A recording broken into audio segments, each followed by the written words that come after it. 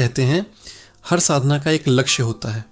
कोई मुक्ति चाहता है, कोई शक्ति, पर कुछ साधक ऐसे भी होते हैं जो सुख के बदले मृत्यु का सौदा कर लेते हैं। ये कहानी है एक ऐसे तांत्रिक की जिसने वासना की देवी को प्रसन्न करने के लिए अपनी आत्मा तक दांव पर लगा दी।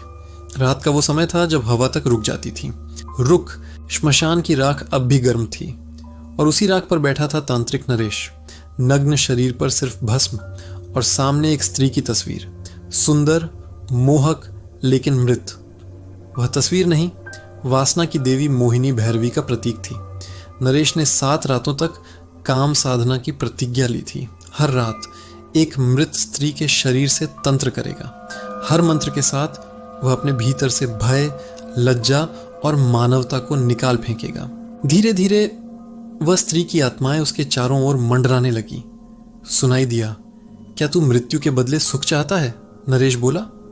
हाँ, और उसी पल उसकी आंखें रक्त जैसी लाल हो गईं। हर रात उसके शरीर पर आग की लपटें उतरतीं और वह स्त्रियां जो कभी जीवित थीं उसकी साधना में बंधन बनती। धीरे धीरे वह महसूस करने लगा कि सुख अब दर्द में बदल रहा है। हर बार जब वह मंत्र पूर्ण करता, एक नई आत्मा उसकी देह में प्रवेश कर जाती। वह सुख नहीं बल्कि श्रापित आनंद था। एक रात उसने देवी को देखने की इच्छा की। श्मशान की अग्नि तेज हुई, राख उड़ने लगी और राख से निकला एक रूप, अर्धनारी अर्धभूत। वह बोली, तू सुख चाहता था नरेश, अब से तू हर जन्म में वही आनंद झेलेगा पर कभी तृप्त नहीं होगा।